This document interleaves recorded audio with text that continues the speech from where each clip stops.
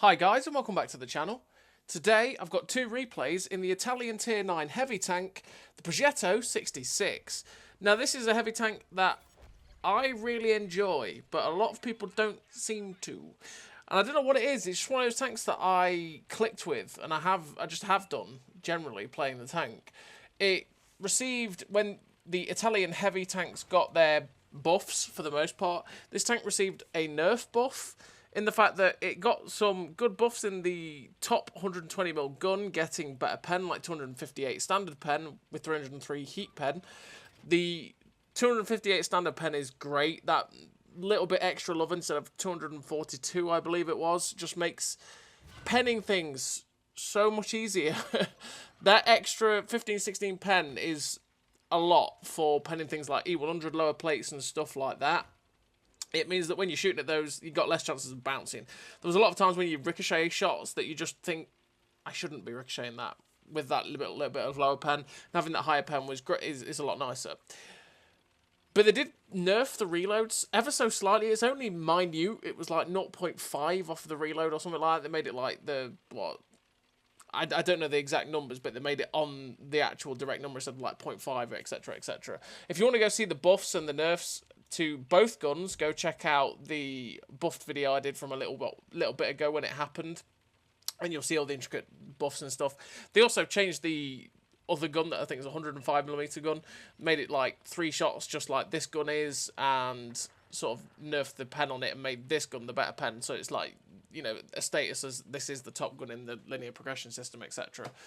But yeah, I really got on with this tank, always have. I really enjoy it. I never felt like I was inconvenienced by having an auto reloader or dumping my clip right. I could decide when I wanted to be an auto reloader, and I could decide when I wanted to be, you know, just a full clip dumper. I never felt bad for doing either way.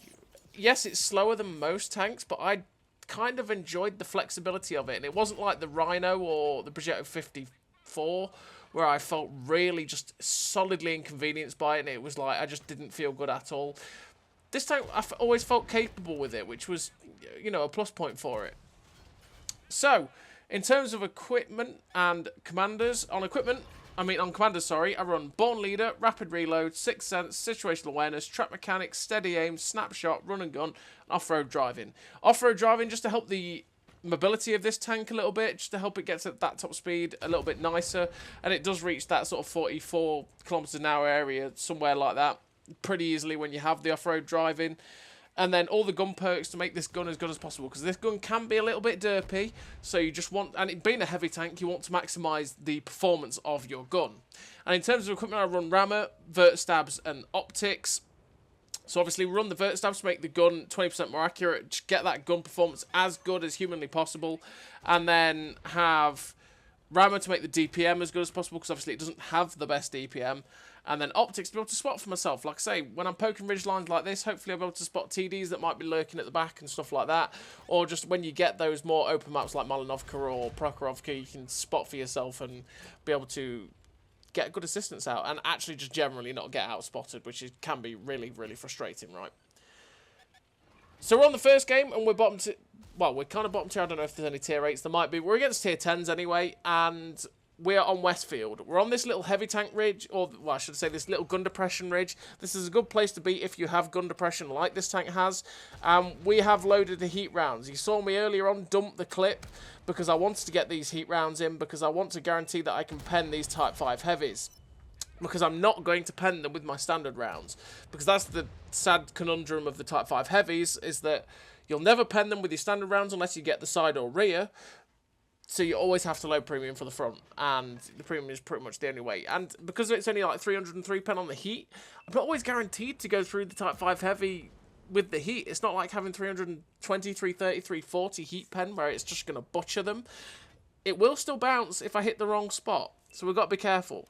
But we did clip dump there on the Type 5 heavy to get rid of him, and now we're getting the final. Well, we've got 2 clips of heat. We're getting the heat in again to deal with this Type 5 heavy, so we slap one in, and you know what? I want to try and get the health down on this guy as much as possible. And like I say, on this tank, as an auto reloader, I don't feel that bad for just dumping my clip. So what I do is, because I've got the heat, I just dump it in. Get rid of as much HP as possible off of this Type 5 Heavy. Make him more delectable for my team. Make him easier to get rid of. Just make it so that, you know, it's not going to be as much of a problem for that long. So he's now gone. We've only got 2 rounds of heat. And you know, I just wasted all that time wasting the heat round. But you know what? I want a full clip. And I'm anticipating possibly having a full clip by the time I get to the fight here. Or getting at least 2 to 3 in. So you can see right here, I'm slowing my advance down. I'm slowing down. I'm not getting stuck in too much because I'm waiting as long as possible to get these shells in. So I'm going to wait for this second shell to go in before I fire at this Tyrann. And there we fire, but he gets spotted and he's already... I didn't anticipate him moving that quickly away from where I could hit him. So unfortunately we ended up missing him. But again, we're just going to wait. We're going to wait for the shell to get in because I don't want to fire that final shell. I could fire at this T95 as well, but I decided, you know what? No. I'm going to wait. But then I fire that shell, which is really stupid. You stupid fool. Why did you fire that shell at the T95? That was never going to pen. What were you doing? Sometimes you sit there and watch these replays back and go, what on earth were you doing, man? Why did you do that? Like, I don't know why I fired that shell at that T95. That was never going to pen. That was a stupid angle as well. Like, I could have just waited, but hey-ho. Now we've got the full clip in, and I'm looking at this T95. I'm like, should I track it and pen it? But no, you know what? I'm going to poke out and see if I can get shots at this M103 if he exposes himself, which he does. Perfect. Thank you, Mr. M103. We get the nice shot into him blind as he's pulling through. Boost our reload with food. And we're just going to wait for the shell to go in. Obviously, they're unspotted at the minute. There is another TD over there somewhere. I think it's still the Tyrann, which it is. Unfortunately, he gets up behind cover, so we can't get another shot in. Then we're looking for another shell at this M103, but he is just about behind cover, hoping for it to just poke a little bit out, and there we go. The turret pokes out the back end, and we managed to get the shot in. Now there's this T95. I'm just waiting for the shell to go in. At the minute, this shell is an awkward pen for me, but I could get a shot into his lower plate, which is what we go for, but it bounces. But then he gives me his side. Thank you very much, Mr. T95. I will take that every day, and we slap both shells in to finish him off. I finished the game with 5.7k damage, 236 assists. It's a victory, 3 kills, nearly 1800 base XP. Ace Tanker, the high caliber, 92.44. Yeah, nearly 1800 base XP. And as always, actually, if you hadn't guessed by the title of the video, as always, this is the video for which we achieved the 3rd mark of excellence for the tank. Yeah, there we go.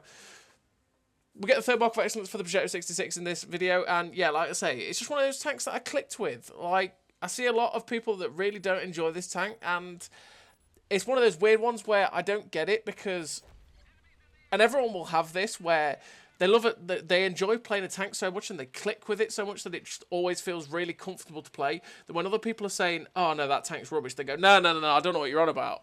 It's great, I have a good time in it. And it's one of those times. I can value the fact that this tank doesn't have that great DPM. The gun can be derpy. And that probably, with the auto-reloader system, sometimes with the auto-reloaders, you see it, people have a little bit of lack of patience with it. And I can see all of that added together can be annoying. As well as that, obviously, the mobility isn't the best. It's good for a heavy tank, don't get me wrong.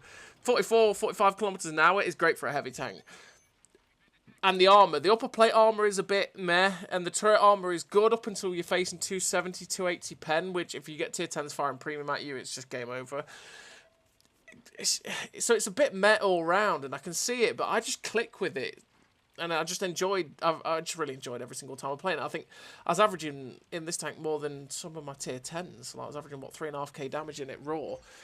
It's just one of those things. Sometimes you click with a tank, right? It happens. So we're on the second game. And we are on this map, which I can't think of the name. Erlenberg. There we go. We got Derpenberg. And I decided, you know what? Early start to this game, we've only spotted a Glory IS-5 in the light tank. You know, I'm just going to dump the clip. We're just going to go for a full auto-loader clip. Try and get as much damage off on those two as possible, because they're the only ones that seem to be here. And so, what's the point of pushing as high a DPM as I possibly can if there's nothing to shoot? And my team are going to farm them, right? So, I got one shot into the light tank, one shot into the IS-5, and unfortunately, my other shot on the IS-5 just missed, which is a little bit sad, but it is what it is. Now this light tank's caught in the open, I'm like, oh, Mr. Chieftain. Just couldn't get the shot over the chieftain. Oh, just one of them moments that happens, right, where you just get a bit unlucky with positioning and shots and RNG and all that sort of stuff. So we couldn't quite get the shot on the T-54 lightweight, but it is what it is. And we are now just going to push really aggressively, to be perfectly honest. We're going to push really aggressively into the houses on this line because they've sent no one this way. There's one TD spotted. They've got some TDs and stuff spotted over there. So I'm like, you know what, actually, I'm going to push into a position where maybe I can get some shots at the side of this TD where these guys are through the buildings. And if I can't, I'll be able to shoot the things that might be attacking our JK line and shoot anything that may be camping on their hills. And here we get to the buildings. And we get one shot into Progetto 66 there. And it's like, right, this guy's going to get into cover. So we're going to get another one in. He slaps a shot into us because obviously, you know, 258 pen will go through the upper plate like I've just been doing to him.